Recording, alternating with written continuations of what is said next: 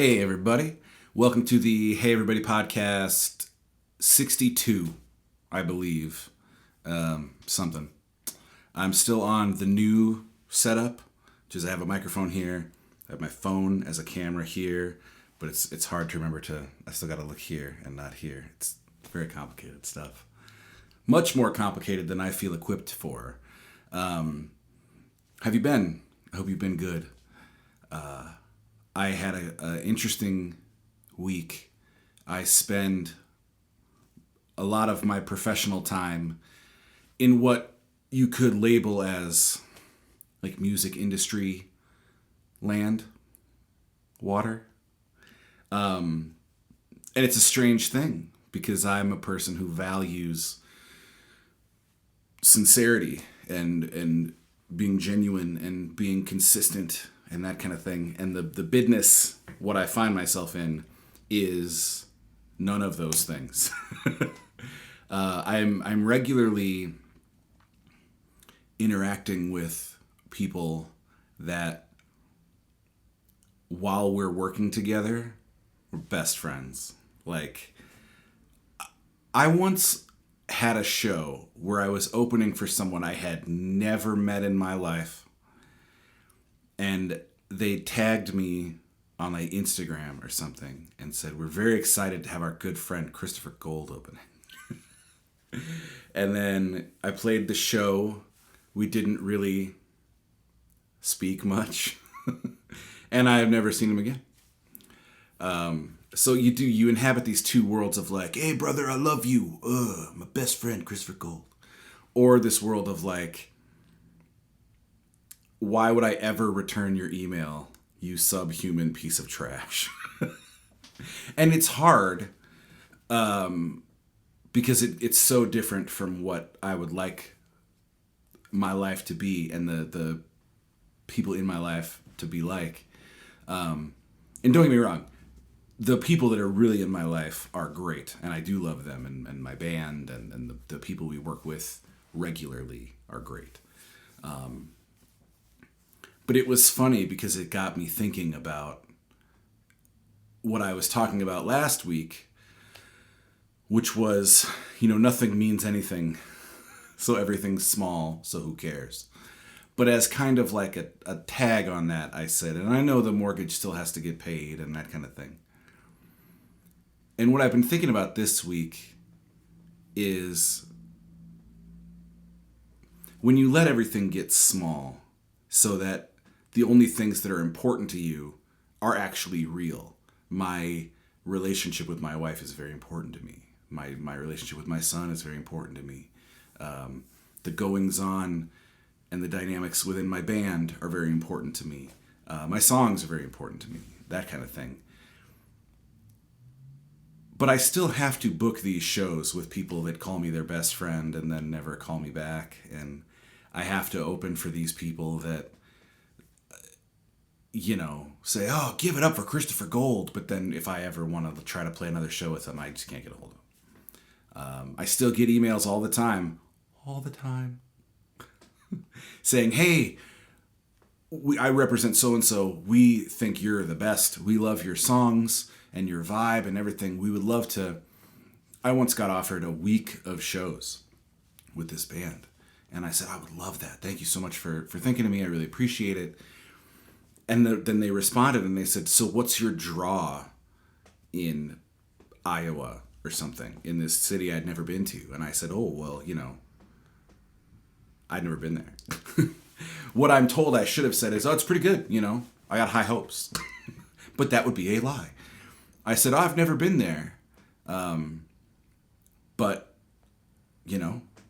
let's do it." And they said, "Oh, nah." And the whole week just went away. And that's happened a handful of times.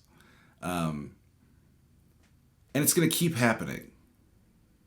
And I struggle with it sometimes because I wrongly let myself think that my life cannot be about all that is real if it also has to be about the music business or social media or politics or anything, really. outside of my home and even occasionally inside my home. But I know that's wrong because I know the point of focusing on what is real is so that when the little bullshit comes along, you can rightly label it right from the start. Go like, oh, this is little. You can do a quick look around the room and go like, is this going to affect the health or well-being of anyone I really care about? Is this going to affect my standing with anybody I really respect? And when you realize like, no, this is just a small surfacey interaction with a guy who's going to call me his best friend so long as it might possibly serve him to do so, and then he will go away forever. But maybe I can get a couple shows, maybe we can have some fun. When you properly label it that way, it becomes much easier to deal with, And I think the mistake that I sometimes make, and that maybe we all sometimes make, with the idea of stoicism or mindfulness or being present or whatever, is that it can't possibly work because we have other stuff we have to do, You can't possibly just focus on making a podcast because it feels good to do and some people like it. You really need to start thinking about how to grow it, or how to make it financially viable, or can it take the place of live shows if winter comes and live music goes away, and what would that mean, and all this kind of stuff. People think that because those concerns are real, obviously, you can't be stoic or mindful or present. And I think the opposite. I think any good philosophy, or even spirituality or whatever your trip is, must and will account for your real life, your day-to-day life, because if we were always in the moment, we would never go to the grocery store, because we often go to the grocery store when we're not actually hungry. And if we were always in the moment and we did go to the grocery store, we might just buy Oreos because Oreos taste good right now. You know what I'm saying? So what I've been working on this week and sort of thinking about a lot is trying to practice. This thing is small, and I can deal with it as such. And those things will not go away. And the thing I love about Stoicism is that it does not promise you a smooth ride or an easy life or anything like that. It just sort of agrees to try to show you how to deal with those things when they come up, And I find it very helpful. And I've really been getting a lot out of my efforts to just rightly label everything, and to make decisions. I find that worry and anxiety and stress for me is often sitting in the place where I should have put a decision. Does that make sense? Like, I found myself very upset last week, and there was nothing to be done about it except to decide I am not going to enter this situation ever again. And when that decision really became real to me and I really felt like I had made it, a lot of the anxiety just burned off, because what would I be anxious about? I'm never going to do this again. And I think sometimes we worry because even if we think we've made that decision, we haven't rightly made that decision. And that goes back to what I was saying at the beginning here of like, I tell myself this is small stuff, I'm not going to worry about it. But then I find myself very upset because, that guy told me I could play that show, and then he just gave it to somebody else. Another thing that happens like a lot of the time. Someone who says they're my friend and they love me and we're brothers and yakety yakety. And I got this great show coming up and you're going to be on it. Without explanation, without a text, without a call, without an email, the show just gets announced with someone else on it and we never talk about it. I've had whole tours go that way. I've had, hey, don't book anything in October because I'm taking you out on the road. You're going to open 15 dates. It's going to be awesome. And then it just never happened. And I understand, stuff happens, but usually it gets explained often, not in my world. And when I find myself wrapped up in that, that's just a sign that I have not fully committed to my decision to not get wrapped up in that. But again, the decision to not get wrapped up in that frees me up to interact with it still. Like I said, I think one of the myths of whatever it is that we talk about here is that it'll help you avoid problematic situations maybe. And I don't know that it will all the time. I think it equips me when I enter that situation to either not be bothered or become unburdened quite quickly, because I have a checklist in my head of like, is this going to stop me from playing music? No. Is it going to destroy my marriage? No. Is it going to hurt my kid? No. Well, then I'll deal with it in as far as I have to deal with it. But am I going to worry about it? And am I going to feel something about it? When I was on Facebook, I'm not really anymore, but when I was, I used to see people get worked up about a thing they saw that they didn't like. And sometimes it was my thing. And I would always say, why don't they just scroll by, till they get to the thing they do like and then burrow into that. And I realized that in my day-to-day, as I'm scrolling through my day, I'll see a thing I don't like. And I don't just keep scrolling, I see people get upset at, people who make things they don't like. And I go, well, why don't you just not watch the thing you don't like? And then I realized that in my own life, someone upsets me or wrongs me or lies to me or misleads me or doesn't do what they said they were going to do. And there's nothing I can do about that beyond possibly deciding like, I'm not going to work with that guy again, or I'm not going to believe him again, because I might still have to work with him at some point.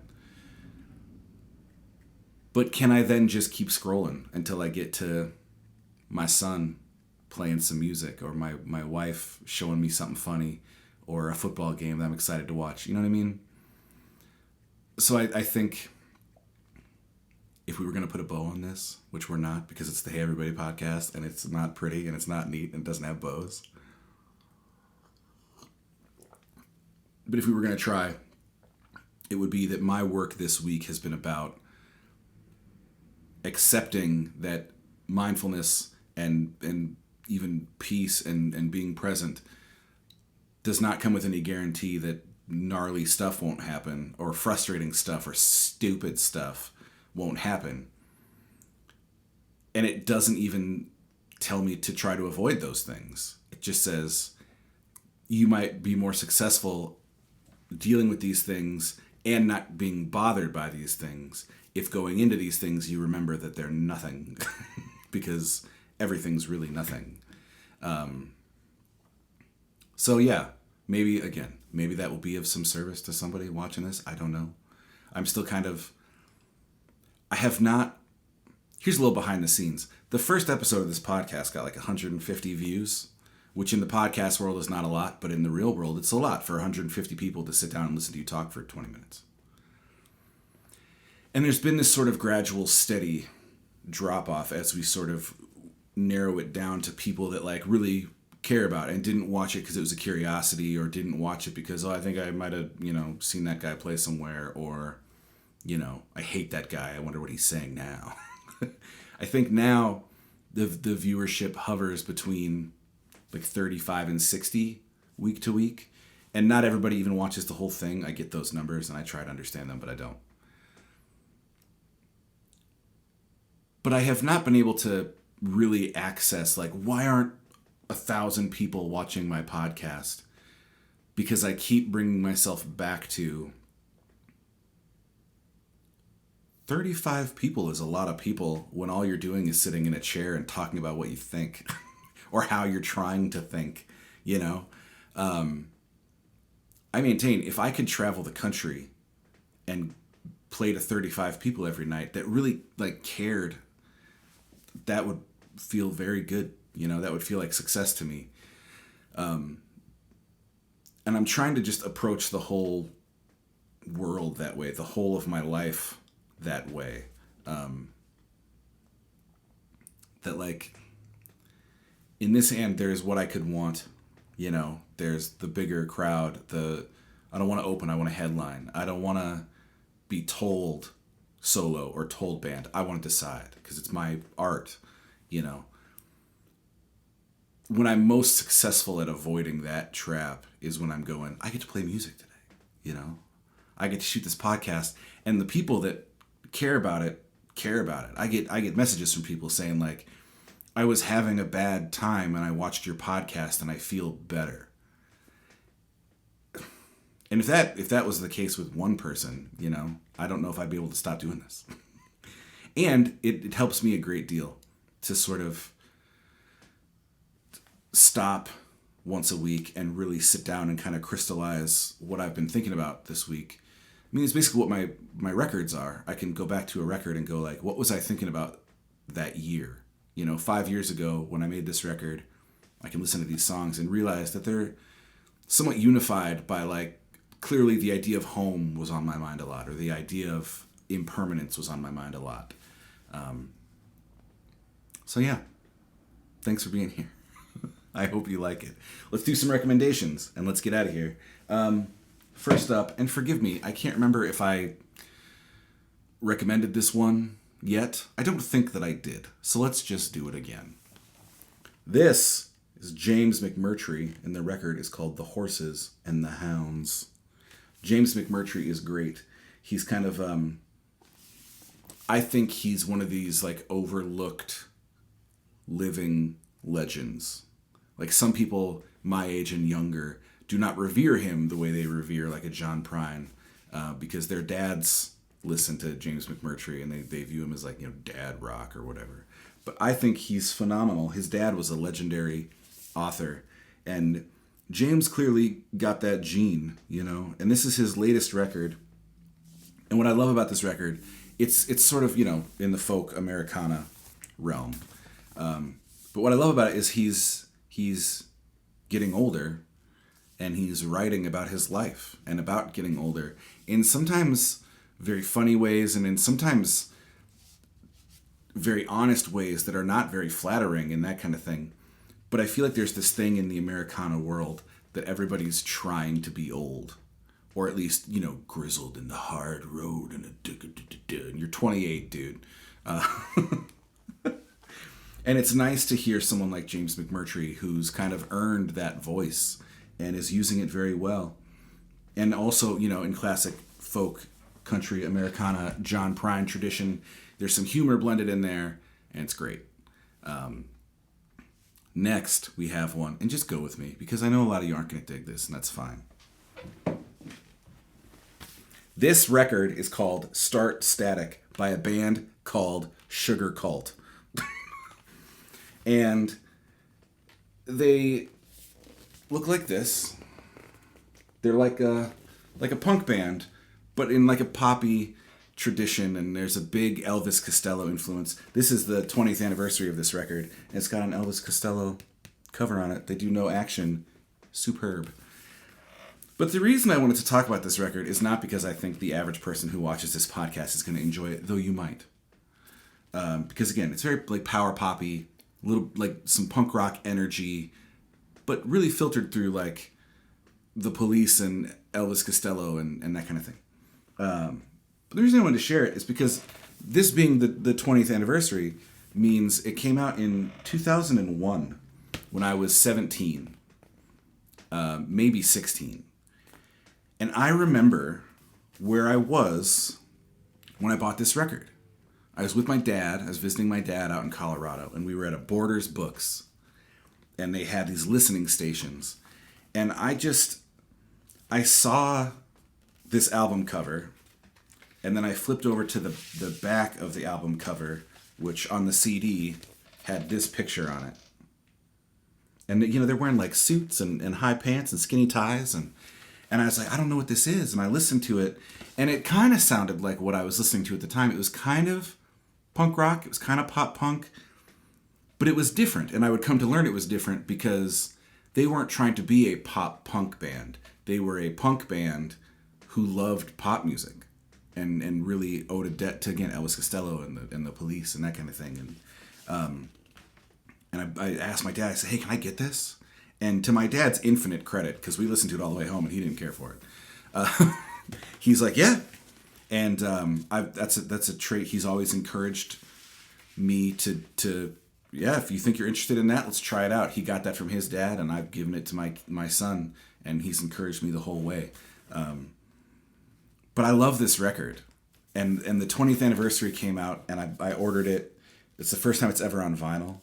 And it was one of the first times that I could like listen to something today and love it today, but remember where I was when I got it and why I got it and how much I loved it. And that is how I want to feel about music and about everything, about my son and my wife and these things that could, even though they're great, you could get used to them. You could get familiar with them and that kind of thing. Or you could get jaded about them, like, 20 years ago I was listening to this weird poppy. But I had it on this morning, and I love it. You know, a song like Lost in You is very, like, power poppy, but it's kind of a ballad, but it's up-tempo. And then there's songs like How Does It Feel? They're, like, super, like, yeah. And, you know, get you right through a breakup, I'll tell you that. I mean, I don't know. I've never been broke up with before. But it's great. And it just felt really good. And I wanted to share it with you because maybe you'll like it. I know some people watching this might like it. But I know more people watching this might be thinking of a record right now that's their version of this record. That, I remember, you know, I went out with my allowance or my parents' or my babysitting money or whatever, and I bought this record. I should listen to it today. And I hope you love it. I really do. And it was great because they announced the reissue, and I immediately like texted a buddy. I was like, dude, the Sugar Cult record's getting reissued. And he goes, oh my God. And then it came in the mail, and I texted him a picture of it and told him about the artwork and just enthusiasm, man. You know, people, that's another thing about the industry that's infected the whole world is this idea of, cool. Just, settle. No, I don't want to settle down. I want to get excited about Sugar Cult. The band's called Sugar Cult. How are you not going to get excited? You know? I love being excited. I love being enthusiastic. I love, just getting pumped, man. Let's get pumped. So yeah, there's we've done 62 rambling, chaotic, train rolling down a hill episodes of whatever this is. I have no intention of stopping, and we'll just keep it going. I hope you guys are good. I hope, you enjoyed this for some reason, either because the content or you just like watching a guy talk or something. I don't know. I got cool stuff on the wall. More cool stuff every day. My friend Lori got me this Towns. It's tin, and it's the cover of a great documentary about Towns Van Zandt called Be Here to Love Me. It's great. And I recently hung these two things. This is a handwritten poem from a poet I like a lot named Francis Delario. I think we've talked about him. This is a little more complicated. And we could talk about that someday. I bought this at a show we opened for a band called Two Cow Garage, who I'm friendly with, their singer. And their bass player was selling drawings with quotes on them. And I really liked this one, and I bought it. And I thought the quote was his. I didn't know. And the other day, I was on his Instagram page for the first time, and he has a bunch of these, and I recognized a lot of the quotes as like Tom Petty lyrics or Pearl Jam lyrics. So I Googled this one, and they are song lyrics from a song written by a guy who has been canceled, in some trouble, which is, a much longer conversation for another day. But obviously, I was not it didn't mean that much to me because I didn't even recognize his lyrics. But I do like this guy. And I bought one of his CDs the same day I bought that Sugar Cult CD. What's happening. So now the question, I put this up before I knew what it was. And the question becomes, can I love this? Can I like that guy's music? Can we forgive that guy? It's very complicated. I have memories that I cherish of going to see concerts of bands that then got themselves in some trouble that, like, you're not supposed to listen to that band anymore. And it's like, okay, what about that memory, though, of, like, being with my wife and having this wonderful night, and you know what I mean? So, longer conversation for another day. I sometimes say that when I have no intention of ever talking about it again, just to get out of something. That's a longer conversation for another day. All right. I love you guys. I hope your life is good, because life is good, because you get one. So I hope you can find the good and suck it right out. And the rest of the stuff, just let it float on by, because that's what it'll do if you just, don't grab onto it. Yeah. Email me, Christopher@ChristopherGold.com. I'll come play in your house. I'll come play at your venue. Whatever. Yeah. If you like this and you feel like telling someone, I'd appreciate it. If you like it, if you comment, if there's something you want to talk about, if you want to chip in, PayPal is Christopher@ChristopherGold.com. Venmo is @ChristopherGoldMusic. We'll talk soon. 63 is coming at you in about 7 days.